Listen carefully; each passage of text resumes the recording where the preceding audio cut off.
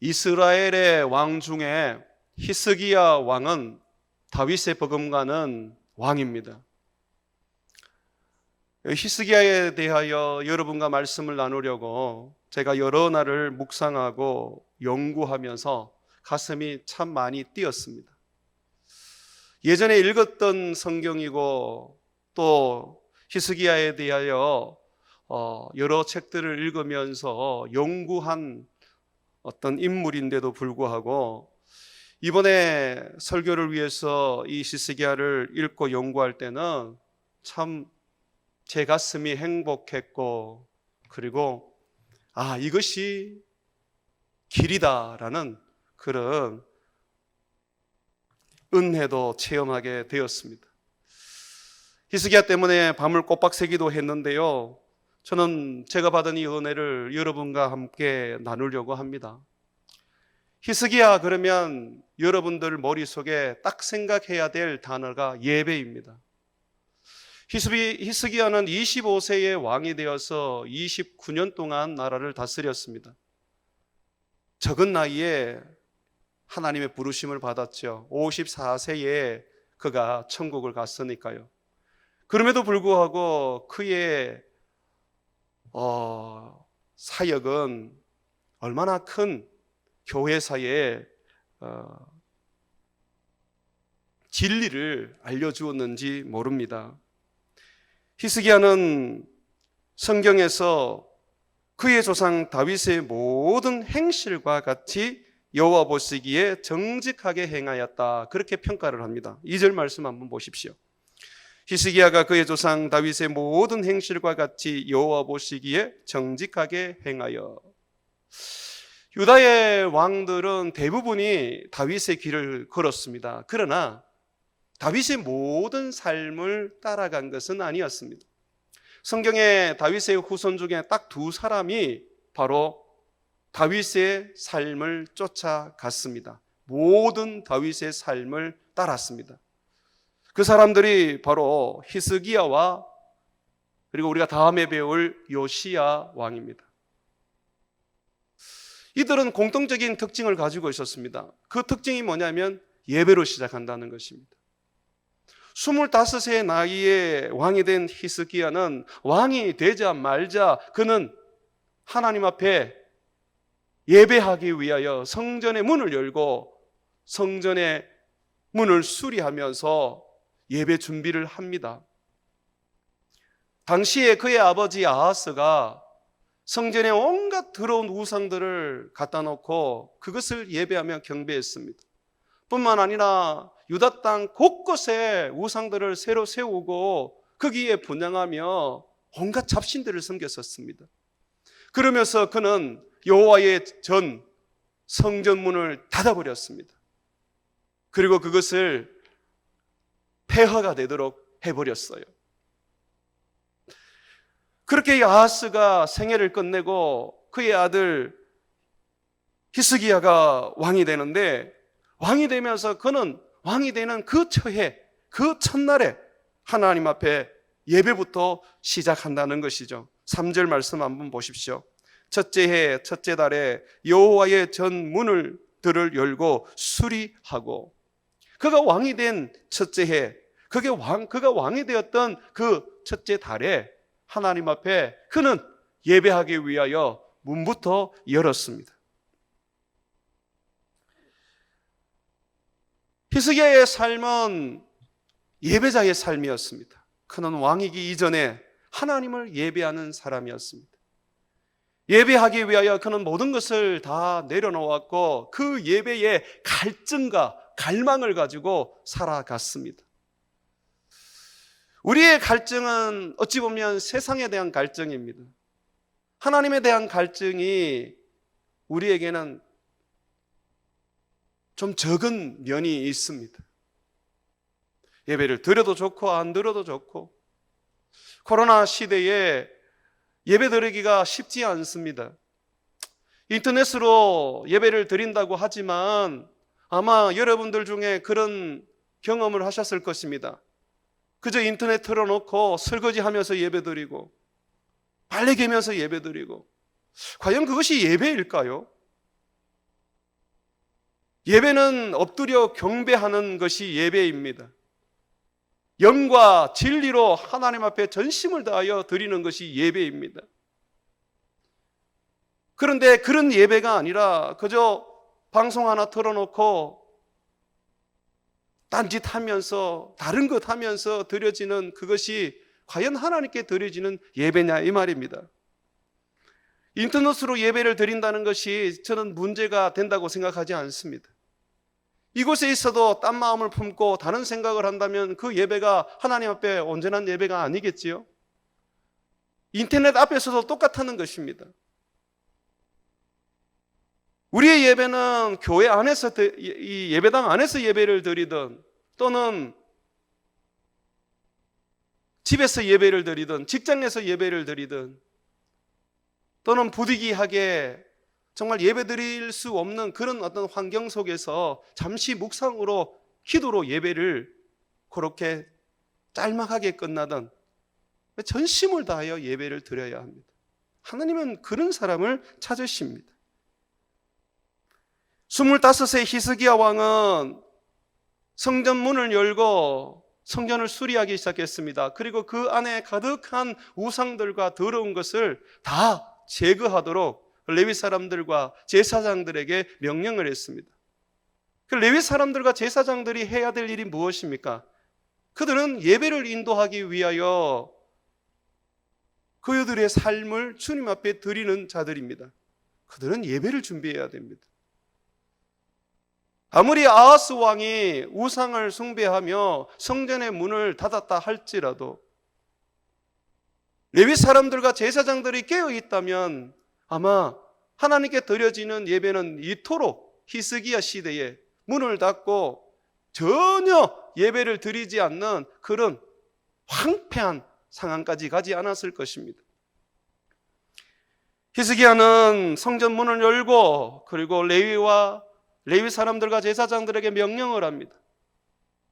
이 성전에 있는 모든 더러운 것들과 가증한 것들을 제거해라. 그리고 하나님께서 우리에게 말씀하신 대로 예배 준비를 마쳐라. 그러면서 그는 11절에 보게 되면 내 아들들아 이제는 게으르지 말라. 여기 보면 게으르지 말라고 한 그 표현 앞에 이제라는 것이 들어가 있습니다. 그러면 어떻단 말입니까? 이때까지 게을렀다는 것입니다. 그들이 여호와께 열심만 있었다면 그들이 여호와를 위하여 헌신하겠다는 그런 예배자의 바른 마음을 가지고 있었다면 이렇게 되지 않았겠지요. 그래서 히스기야는 말합니다. 25세 청년에 불과한 그 어린 나이에 오래된 사람도 있고 늙은 사람들도 있는데 그들에게 명령합니다. 내 아들들아 이제는 게으르지 말라. 여호와께서 이미 너희를 택하사 그 앞에 서서 수종들어 그를 섬기며 분향하게 하셨느니라. 너희가 해야 될 일이 아니냐. 이 예배는 그렇게 말하고 있는 것이죠. 우리 교회의 예배 인도자로 부름을 받은 분들이 많습니다. 예배의 인도자는 만족을 누리는 자로 끝나면 안 됩니다. 예배의 인도는 참 힘들고 어려운 자리입니다. 연습도 해야 되고 기도도 따로 더 해서 자기를 통하여 부어지는 그 성령의 은혜가 흘러가야 되기 때문에 기도해야 합니다. 또 예배 앞에 서야 되기 때문에 자신을 정결케 하고 자신을 세상에서부터 구별해야 합니다. 그렇기 때문에 예배자로 선다는 것은 쉽지 않습니다. 그러나 그 예배자는 하나님이 찾으시는 사람들입니다. 그렇기 때문에 예배자로 부름을 받고 예배자로 내가 하나님 앞에 서겠다고 마음에 헌신한 사람들은 게으르지 말고 성실하게 하셔야 합니다. 마음을 다하고 성품을 다하고 뜻을 다하여서 예배를 드려야 하는 것입니다. 예배자로 부름받은 목사들은 설교를 준비하는 데 있어서 목숨을 걸어야 합니다. 찬양을 인도하고 함께 찬양을 부르며 악기를 켜서 예배하는 분들은 기도하면서 남다르게 자신을 구별하여 예배를 준비해야 되는 것입니다. 그것이 히스기야가 요구하고 있는 지금 레위 사람들과 제사장들에 대한 권면입니다. 게으르지 말고 예배하라. 성경에 보게 되면 하나님은 예배자를 찾으신다고 말하고 있어요. 요한복음 4장 24절에 보게 되면 예수님이 말씀하십니다. 아버지께 참되게 예배하는 자들은 영과 진리로 예배할 때가 오노니 곧 이때라. 아버지께서는 자기에게 이렇게 예배하는 자들을 찾으시느니라. 예수님이 이 말을 해주신 그 사람이 사마리아 여인이지 않습니까? 남편이 6이나 있었던 사람입니다. 참으로 음란한 여인이었지요. 그런데 예수님께서는 그 여인을 만나기 위해서 혼신의 힘을 다하여 사마리아 우물가로 가셨습니다. 왜 그러셨습니까? 그 여인은 누구보다도 예배에 대한 목마름이 있었고 하나님 앞에 바르게 참되게 예배하려고 하는 그러한 소원이 있었기 때문이죠. 그래서 예수님께서 친히 그 여인을 만나서 참된 예배를 드릴 수 있도록 가르쳐 주셨습니다. 우리는 예배하기 위하여 지음받은 자들입니다. 이사야서 43장 21절에 보게 되면 이 백성은 내가 나를 위하여 지었나니 나를 찬송하게 하려 함이라고 말하고 있습니다. 주님께서는 모든 세대와 모든 나라와 모든 사람, 심지어 살아있는 모든 존재가 예배하기를 원합니다. 천사나 사람이나 그 사람의 노인이나 청년이나 어린아이나 심지어 젖먹이는 아이까지도 자연에 살아있는 모든 생명들도 하나님을 예배하기를 원합니다. 그래서 우리의 삶의 가장 궁극적인 삶의 목적은 예배입니다. 하나님과의 관계는 예배로부터 시작됩니다. 예배가 하나님과 세워지지 않고 살아가게 되면 그는 하나님을 모르는 자고 하나님을 알아도 하나님을 제대로 섬기지 못하는 것입니다. 유다가 예배를 드리지 않고 성전문을 닫아버렸을 때 어떤 일이 일어났습니까? 8절의 말씀을 한번 보십시오. 여호와께서 유다와 예루살렘에 진노하시고 내버리사, 주님이 자기를 예배하지 않는 사람은 버려버리십니다. 예배하기 위하여 사람을 창조했는데 예배하기 위하여 우리를 예수 그리스도를 믿고 구원하게 하셨는데 예배를 안 드리는 거예요. 하나님께서 버리신다는 거예요. 그래서 지금 이렇게 말하고 있습니다. 히스기야는 여호와께서 유다와 예루살렘에 진노하시고 내버리사 두려움과 놀람과 비웃음거리가 되게 하신 것을 너희가 똑똑히 보는 자다. 이로 말미암아 우리의 조상들이 칼에 엎드려지며 우리의 자녀와 아내들이 사로잡혔느니라. 하나님은 예배하는 자를 찾으십니다. 하나님은 예배하는 자를 가까이 하십니다. 하나님은 예배하는 자를 보호하시고 하나님은 예배하는 자의 그 예배를 들으시고 축복하십니다. 그러나 예배하지 않으면 하나님은 그를 내버려 두십니다. 세상에 짓밟히고 세상의 온갖 악한 사단의 그 관계 속에서 조롱받고 놀아나도록 버려두신다는 것이죠. 이스라엘 백성들이 하나님과 가까웠던 이유가 어디에 있습니까? 모세는 이렇게 증언합니다. 너희 민족은 하나님과 가깝다. 너희가 기도할 때에 하나님이 가까이 하시지 않느냐? 바로 예배할 때에 하나님이 가까이 하시는 것입니다. 대한민국의 교회는 세계에 유례 없는 부흥을 맞이했습니다. 어떤 시스템이 있었거나 또 어떤 정교한 성경 공부 반이나 그것을 가르치는 교사가 있었던 게 아닙니다. 지금 오늘날에 우리 목사들이 볼 때 우리의 어른들의 신학은 어찌 보면 굉장히 바르지 않는 것처럼 보입니다. 그래서 믿음으로 산다 그러지만 율법을 가르쳤고, 하나님 앞에서의 거룩한 삶을 이야기한다면서도 종교를 가르치기도 했습니다. 그렇지만 그런 어떤 부족함이 있음에도 불구하고 큰 부흥이 일어났던 것은 예배였습니다. 새벽마다 나와서 예배드리고, 교회에 공예배를 만들어서 수요예배, 금요예배, 주일예배를 드리고, 또 가정마다 모여서 구역예배를 드리고, 항상 예배를 드렸습니다. 저는요, 그것을 보면서 확신합니다.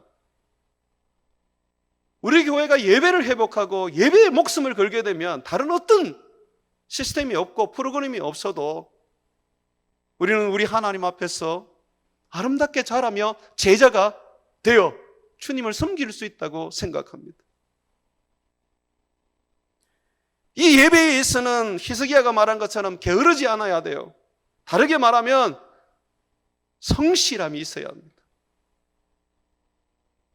예배는 하나님을 섬기는 것입니다. 그렇다면 마땅히 우리에게 헌신이 요구됩니다.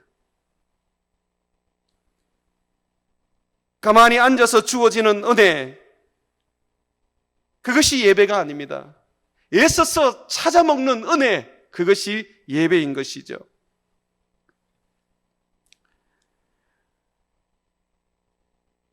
구약의 성경을 보게 되면 많은 믿음의 선지자들은 예수 그리스도로 말미암아 주어지는 참 예배, 영과 진리로 드려지는 예배를 소망하고 갈망했습니다.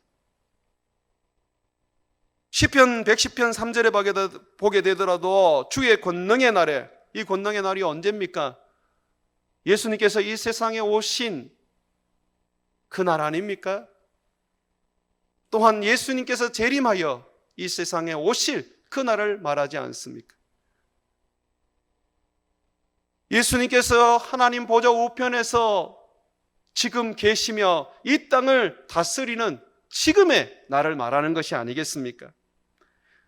예수님의 초림부터 재림까지의 날이 주의 권능의 날이라고 봅니다. 이 주의 권능의 날에 주의 백성이 거룩한 옷을 입고 즐거이 헌신하니 새벽 이슬 같은 주의 청년들이 주께 나오는 도다라고 말하고 있습니다. 주님이 원하는 것은 주의 백성들이 거룩한 옷을 입고 즐거이 예배하는 것입니다. 이것을 헌신이라고 말하고 있어요.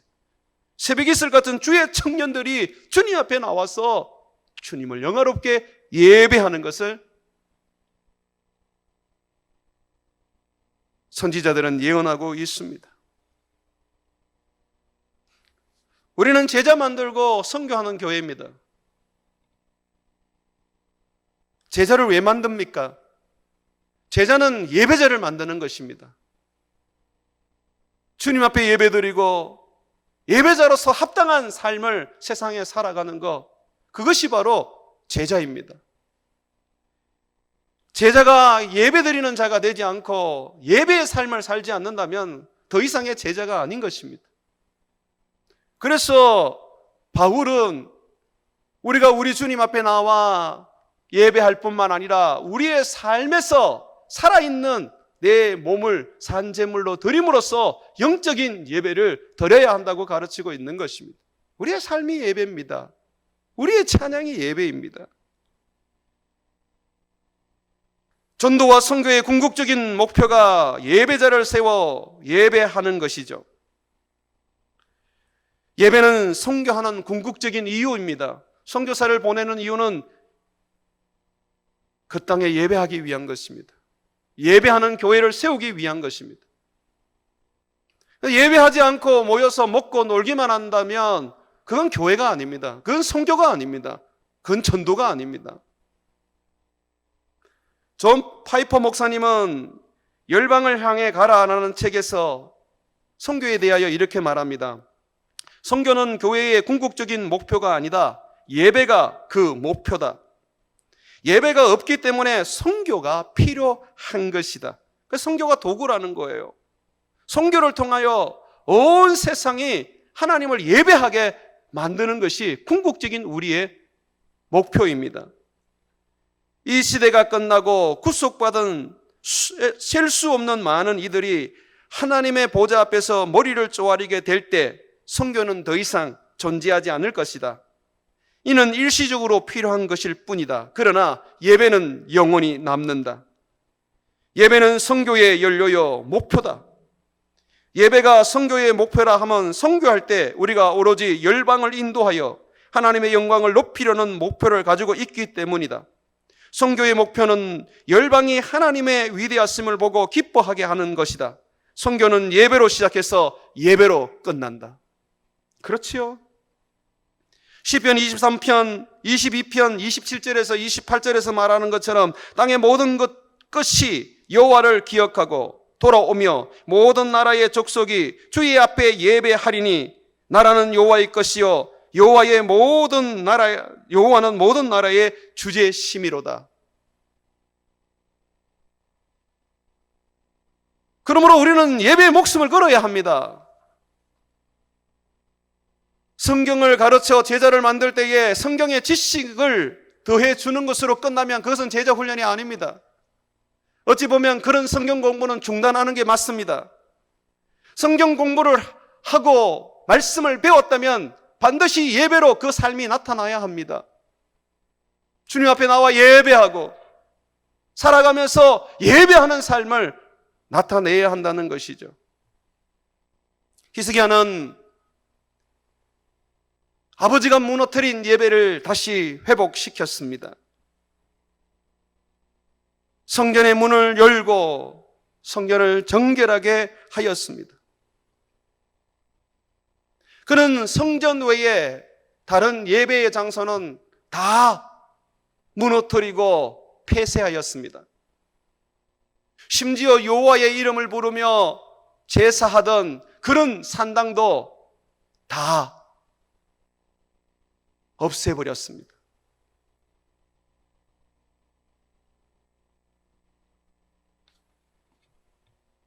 이전의 왕들이 하지 못했던 일들이었습니다. 그 당시에 히스기야 시대에 모세 때 만들었던 놋뱀, 그 놋뱀이 있었습니다. 사람들은 산당을 만들어서 그 놋뱀에 이 놋뱀을 갖다 놓고 거기에 분향을 했습니다. 여호와의 이름을 불렀습니다. 히스기야 이전의 왕들은 그 놋뱀을 어찌할 수가 없었습니다. 왜냐하면 그것은 하나의 신물과 같았습니다. 모세를 통하여 만들었고 하나님이 그걸 통하여서 이스라엘 백성들을 살렸기 때문에 마치 그것을 건드는 것은 하나님께 대항하는 것처럼 느껴졌습니다. 그런데 히스기야는 과감하게 그 놋뱀을 부수고 그것을 깨뜨려 버렸습니다. 그리고 그 이름을 느흐수단이라고 불렀습니다. 놋조각이라는 거죠. 이게 뭔데? 놋조각이지. 솔로몬이 성전을 짓기 전에는 기브온 상단에서 예배를 드렸습니다. 거기서 일천번제를 드렸고 하나님을 만났죠. 근데 히스기야가 그 산당을 없애버렸습니다. 그는 종교개혁을 해버렸습니다. 오직 하나님의 말씀대로 한 곳에서 예배하게 했습니다. 하나님의 이름이 있는 곳, 하나님이 친히 그 이름을 두신 곳, 바로 예루살렘에 있는 성전에서만 예배하도록 하고 모든 곳은 예배할 수 없도록 막아버릴 것이죠.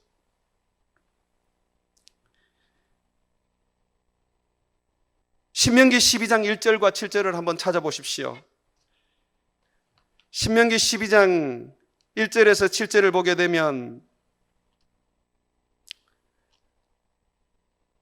하나님의 이름을 둔 한 곳에서만 하나님이 예배하라고 그렇게 모세를 통하여 명령합니다. 다른 것은 다 깨뜨리고 없애버리라고 말하죠. 신명기 12장 1절에 보게 되면 내 조상의 하나님 여호와께서 내게 주셔서 차지하게 하실 땅으로 너희가 평생에 지켜 행할 규례와 법도는 이러하니라. 너희가 쫓아낼 민족들이 그들의 신들을 섬기는 곳은 높은 산이든지 작은 산이든지 푸른 나무 아래든지 막론하고 그 모든 것을 너희가 마땅히 파멸하며 그 제단을 헐며 주상을 깨뜨리며 아세라상을 불사르고 또 그 조각한 신상들을 찍어 그 이름을 그곳에서 멸하라. 너희의 하나님 여호와께서 너희가 그처럼 행하지 말고 오직 이방인들과 같이 곳곳에 예배 처소를 차려놓지 말고 오직 너희의 하나님 여호와께서 자기의 이름을 두시려고 너희 모든 지파 중에서 택하신 곳인 그 계실 곳으로 찾아 나아갔어. 어느 한 곳. 여호수아 시대 때는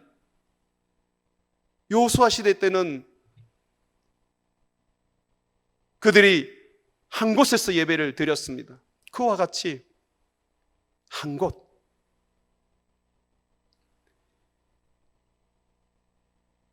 히스기야 시대에는 솔로몬의 성전이 지어지면서 그곳에서 예배를 드리게 되었습니다.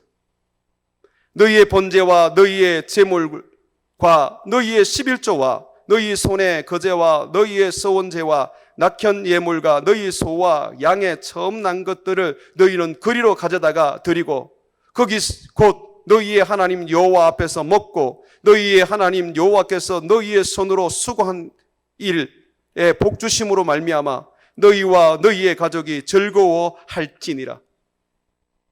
예배드리는 곳에 나가서 거기에서 번제를 드리고 11조를 드리고 거기서 가족들과 함께 그 예물을 먹으라고 말하고 있는 것입니다. 그것이 성전이죠. 성전 이전에는 성막이었죠. 왜 한 곳입니까? 바로 이 성전은 예수 그리스도를 보여주는 메시지입니다. 예수 그리스도로 말미암아 예배하게 하려고 미리 하나님께서 지금 한 곳에서만 예배드리라고 말하는 것입니다. 세상 사람들은 말합니다. 왜 예수로만 하나님께 갈 수가 있느냐? 왜 예수만 믿어야 천국 갈 수 있느냐? 다른 길도 있지 않느냐? 다른 종교의 길들도 인정해라. 그러나 분명히 우리 주님은 말합니다. 오직 한 곳, 내 이름을 둔 그곳에 모여 너희는 예배하라. 곧 예수 그리스도, 그를 힘입어 예배하라. 여러분, 이것이 진리로 예배하는 것입니다.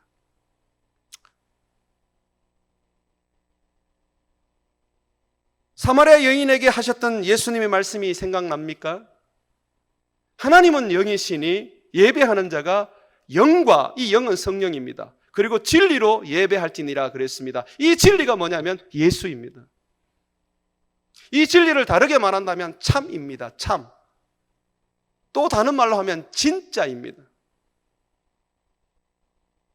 그래서 옛날 성경에는 참되게 예배하라고 말하는 것입니다. 성전도 예수님을 보여주는 그림자에 불과합니다. 그리고 세상의 곳곳에 예배드리는 것은 다 가짜입니다. 만약에 우리가 여기에 모여서 예배를 드리는데 우리가 예수의 이름으로 예배를 드리지 않으면 우리의 예배도 가짜입니다. 예수님께서 우리에게 기도를 가르치시고 기도를 하라고 하시면서 내 이름으로 기도하라고 말씀하셨습니다. 우리의 이름이 아닙니다. 우리의 열심이 아닙니다. 우리의 헌신이 아닙니다. 예수입니다. 예수님께서 성전을 헐으라고 말씀하셨습니다. 그러면서 내가 3일 만에 다시 이렇게 세우겠다고 하셨죠. 나중에 제자들이 그 말씀을 깨닫습니다. 그 성전은 바로 예수님의 몸을 말씀하고 있다는 것을요. 정말 예수님께서는 죽은 지 3일 만에 다시 살아나셨지 않습니까? 그래서 이제 더 이상 성전이 필요 없습니다. 왜냐하면 성전은 예수님이 오실 때까지 보여주는 그림자에 불과했기 때문에 그렇습니다. 성전에서 드려지는 제사도 마찬가지지 않습니까? 소나 양으로 드려지는 제사의 제물, 그 예수님의 속죄를 예표하고 보여주는 메시지였지 않습니까? 대제사장이 예배를 주관하고 하나님 앞에 예배를 드릴 때 그 대제사장은 바로 예수님을 보여주고 예수님을 말하는 메시지였지 않습니까? 이제는 이 땅에서 어떤 한 장소나 또는 이 땅에서의 어떤 예물이나 어떤 사람을 통하여 예배 드릴 이유가 없습니다. 예수 그리스도로 말미암아 하늘 성전이 열렸습니다. 그리고 그의 몸으로 온전한 속죄제를 드렸기 때문에 이제 누구든지 그의 이름을 의지하여 하나님 앞에 나아갈 수 있게 되었습니다. 그리고 지금도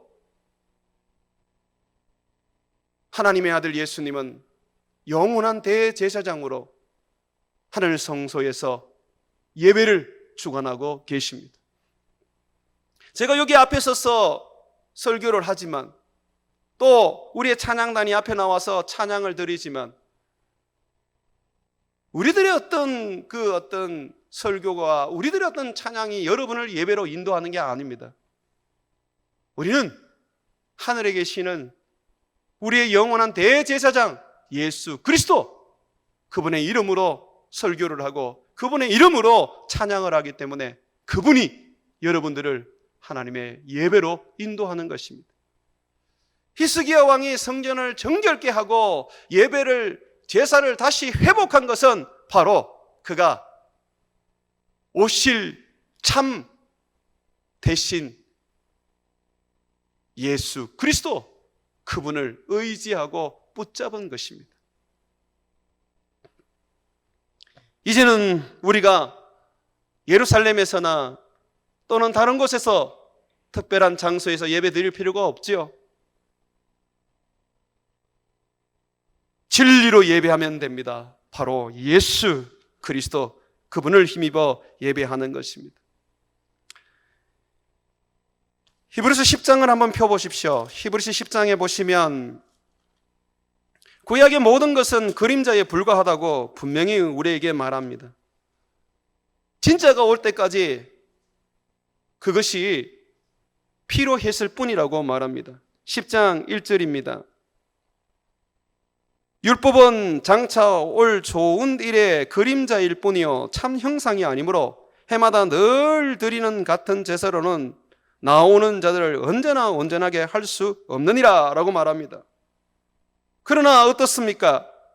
12절, 오직 그리스도는 죄를 위하여 한 영원한 제사를 드리시고 하나님 우편에 앉으사 그 위에 자기 원수들을 자기 발등상 되게 하실 때까지 기다리시나니 그가 거룩하게 된 자들을 한 번의 제사로 영원히 온전하게 하셨느니라. 율법으로 온전하게 할 수 없는 제사를, 예배를 예수님께서 십자가에 못 박혀 죽으심으로 온전하게 하셨습니다. 예수님이 참입니다. 예수님이 진짜입니다. 이곳에 우리가 처음 이사 와서 예배를 드릴 때 우리 찬양팀들이 위에 올라와서 찬양을 했어요. 신발을 신고 올라왔었지요. 그런데 우리 찬양팀들이 부담스럽다고 자꾸 그러는 거예요.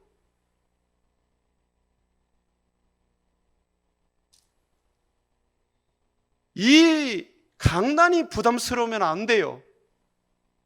하나님 앞에 온전한 예배를 드리는 그것이 부담스러워야 돼요.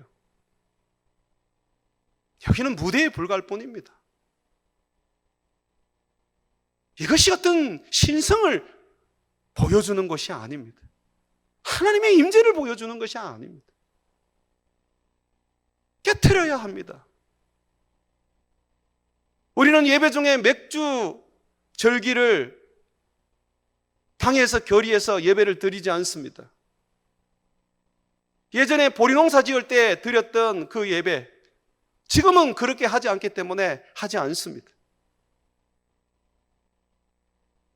왜 그렇게 합니까?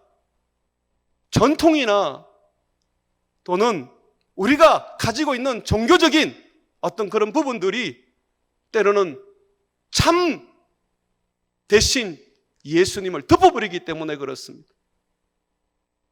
오직 예수로 예배를 드려야 하는 것입니다. 그것이 아니고는 안 돼요.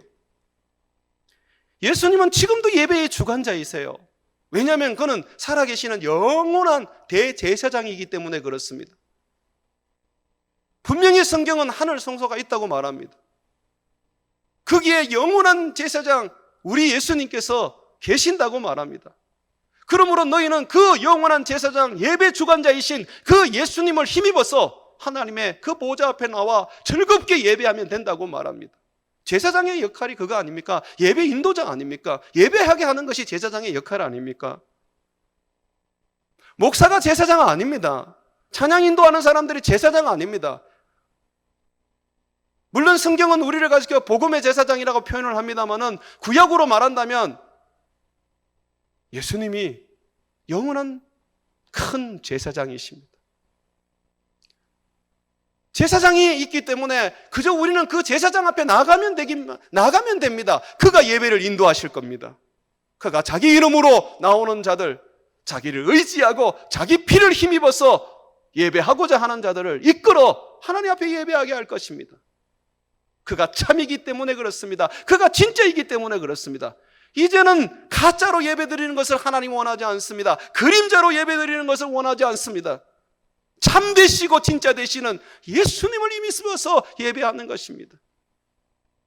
어느 곳에 있든지 예배당에 나오든 인터넷으로 예배를 드리든 짧은 시간에 회사에서 잠시 바깥에 나가서 단 1분 만에 예배를 드리더라도 예수 그리스도 진리이시고 참이신 진짜이신 그분의 이름으로 예배 드리는 그 예배가 하나님께 상달이 되는 것이지요. 그러므로 예수 외에는 다른 모든 것들을 가감하게 버릴 줄도 알아야 됩니다. 제가 나중에 이 강대상을 어디 갖다 없애거든 그냥 내가 알아서 처리했구나 이렇게 생각하십시오. 여기에 여러분들이 목숨을 걸지 마십시오. 이 찬양 인도자들이 이 강대상 때문에 못 서는 것 같은데 제 마음은 이걸 빼버렸으면 좋겠어요. 목사는 올라와서 설교를 하고 찬양하는 분들은 밑에서 찬양을 하고 그런 어떤 계층을 두는 게 저는 아니라고 생각합니다. 우리는 예수의 이름으로 예배하는 것입니다. 그가 참입니다. 그가 진리이기 때문에 그렇습니다. 히브리서 10장 19절과 22절에 보게 되면 그러므로 형제들아 우리가 예수의 피를 힘입어 성소에 들어갈 담력을 얻었나니 보십시오. 하늘 성소에 어떻게 들어갑니까? 예수의 피를 힘입어서 들어가는 것입니다. 그가 참이기 때문에 그렇습니다. 그가 진리이기 때문에 그렇습니다. 그 길은 우리를 위하여 휘장 가운데 열어놓으신 새로운 살 길이요. 휘장은 곧 그의 육체니 곧 하나님의 집 다스리는 큰 제사장이 계신다 그러죠? 우리가 마음의 뿌림을 받아 악한 양심으로부터 벗어나고 몸은 맑은 물로 씻음을 받았으니 우리를 누가 예배자로서 거룩하게 하고 정결하게 합니까? 예수님이 그렇게 하신대요. 지금도 대제사장이신 예수님이. 그래서 어떡합니까? 참 마음과 온전한 믿음으로 하나님께 나아가자. 예수의 피를 의지하고 그리고 예배를 이끌어 가시는 우리를 정결케 해서 예배하게 하시는 대제사장이신 예수님 그분을 부여잡고 예배하자고 말하는 것입니다. 히브리서 7장 25절에 보게 되면 그러므로 자기를 힘입어 하나님께 나아가는 자는 하나님께 예배하는 자들을 온전히 구원하실 수 있으니 이는 그가 항상 살아계셔서 그들을 위하여 간구하심이라. 우리가 부정합니까? 죄로 가득하여 예배드리기에 부끄럽습니까? 우리의 대제사장이신 예수님이 우리를 위하여 간구하시는 예수님이 우리를 거룩하게 하고 깨끗하게 하여서 우리를 온전하게 예배하게 할 것입니다. 우리가 입어야 할 예배의 예복은 무엇입니까? 바로 예수 그리스도입니다.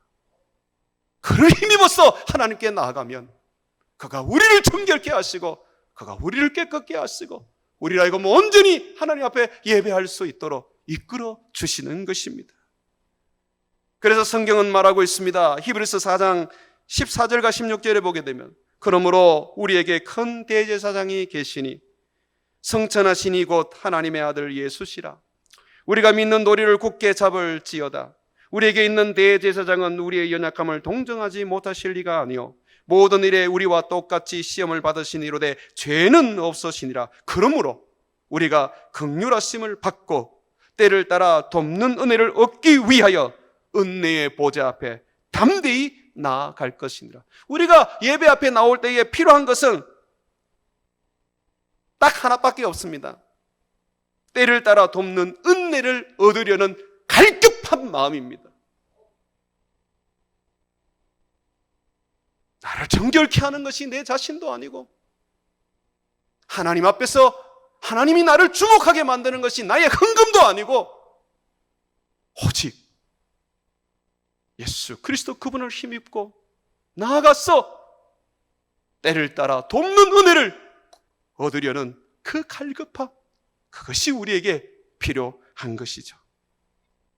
사랑하는 여러분, 기도할 때만 예수의 이름으로 기도하지 마십시오. 예배할 때도 예수의 이름으로 하십시오. 성경은 우리에게 말합니다. 무엇을 하든지 모든 것을 다 예수의 이름으로 하라고 말합니다.